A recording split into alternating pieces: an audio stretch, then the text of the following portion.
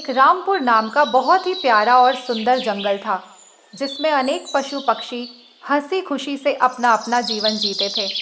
इस जंगल में एक गौरी चिड़िया अपने दो बच्चों के साथ इस जंगल में रहती थी और चिड़िया के दोनों बच्चे चिंकू और मिंकू बड़े हो रहे थे। वह उड़कर जंगल का सैर करना चाहते थे, मौज मस्ती करना चाहते थे, इसीलिए वह दोनों अपना पंख फरफराते थे। वह अपने माँ और उनके सहेलियों को उड़ता हुआ देखकर अपने बारे में सोचने लगते थे। एक बार वे दोनों अपना पंख फड़फड़ा रहे थे, तभी उसकी माँ गौरी बोली, हाँ हाँ, मैं सब समझती हूँ। तुम दोनों उड़ना चाहते हो, इस पेड़ से उस पेड़ पर जाना चाहते हो, हवा में उड़ना चाहते हो। हाँ माँ, मैं तो उड़ना चाहता हूँ, पर गिरने से डरता हूँ, इसीलिए हिम्मत ही नहीं करता है उड़ने को। सही कह रहे हो बेटा, तुम कभी उड़े नहीं हो, इसीलिए डर लगना स्वाभाविक है। धीरज रखो, मैं तुम्हारे मन की सभी डर भगाऊंगी और उड़ना सिखाऊंगी। माँ, मेरा भी डर भगा दो, मुझे भी उड़ना सिखा दो। आपने उड़ना कैसे सीखी है माँ? बच्चों, मुझे भी मेरी माँ ने उड़ना सिखाई थी, बोलना भी माँ ने ही सिखाई थी, और खाने पीने को भी सिखाई थी। शिकारी पक्षी से बचना भी माँ ने ही सिखाई थी। मैं भी सब कुछ तुम दोनों को सिखा दूंगी। मेरे प्यारे बच्चे, हो सके तो सब किसी का भला ही करना, कभी किसी का बुरा मत सोचना। कुछ दिन बाद चिंटू और मिंकू बड़े हो गए और गौरी ने उन्हें और भी हिम्मत वाला बनाने लगी। उनके मन की डर निकालने लगी। डर पर विजय पाकर ही कोई कला सीखी जा सकती है। चिंकू और मिंकू दोनों ने अपने माँ का कहना मानकर अपने घोंसले में ही अपना पंख खोलकर उछलने और कूदने लगे। माँ का साथ पाकर उनकी हिम्मत बढ़ने लगी। तभी चिंकू ने माँ का इशारा पाते ही अपने घोंसले से नीचे उड़ने लगा। तभी गौरी ने झट से नीचे आकर चिंकू को सहारा दे दिया। चिंकू और जोर से उड़ने लगा, तभी एक डाल से टकरा गया। फिर से उसकी माँ ने उसे संभाल लिया। इसी प्रकार गौरी ने मिंकू को भी उड़ने का पहला चरण सिखाया। चिंकू कमजोर था, इसलिए वह ठीक से उड़ नहीं पाया और जमीन की ओर गिरने लगा। तभी गौरी ने उसे भी बचा लिया। मिंकू कमजोर था, इसीलिए वह हार गया। तब गौरी बोली, बेटा, हिम्मत करके तुम फिर से उड़ो, तुम उड़ सकते हो। मिंकू ने कोशिश किया, लेकिन वह उड़ नहीं सका। तभी वहाँ एक जहरीला सांप गौरी के सामने आ गया, तो वे अपनी बच्चे की जान बचाने के लिए वह अपनी जान की परवाह किए बिना वह आगे गई और बोली, हे सरफराज, मेरे बच्चे को छोड़ दो। चाहे तो आप मेरी जान ले सकते हो, मगर उससे कोई नुकसान मत पहुंचाना। मैं तुझे और तेरे बच्चे दोनों को मार खाऊंगा। मैं किसी को छोड़ने वाला कोई धर्मशाला नहीं खोला हूँ। माँ, आप तो उड़ सकती हो, आप उड़ जाओ। मेरे कारण अपना जीवन दांव पर मत लगाओ। मैं मर जाऊंगा तो भी आपको मेरे जैसे कितने बच्चे मिल जाएंगे, लेकिन मुझे आपकी जैसी माँ नहीं मिल पाएगी। नहीं बेटा, मैं अपने जीते जी तुम पर कोई संकट नहीं आने दूंगी।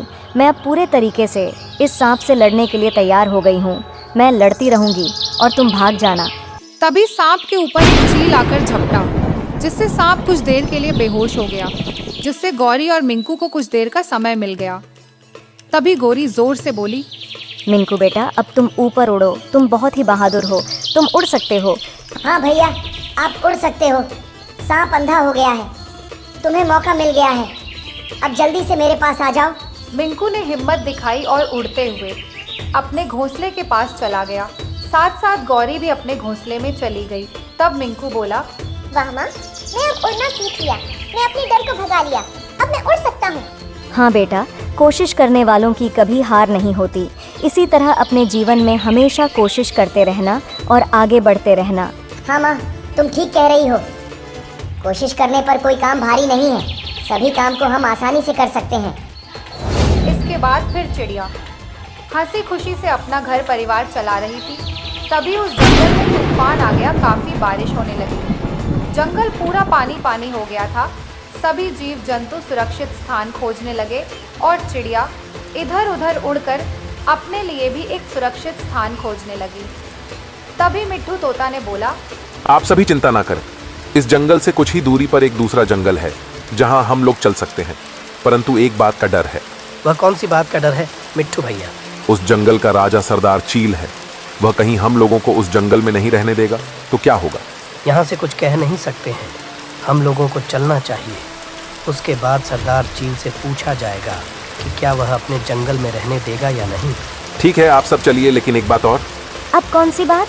सरदार चील से पूछेगा कौन कि उस जंगल में रहने देगा कि नहीं। सब चिड़िया एक दूसरे को देखने लगे। तभी कालू बोला, इस जंगल की सबसे बूढ़ी चिड़िया पूछेगी और वह है मीनू मौसी। सभी चिड़िया मीनू मौसी की तरफ देखने लगे। तब मीनू मौसी बोली, ठीक है, मैं खतरा उठाने के लिए तैयार हूँ। मेरे एक जिंदगी से आप सभी का भला हो सकता है, तो मैं तैयार हूँ।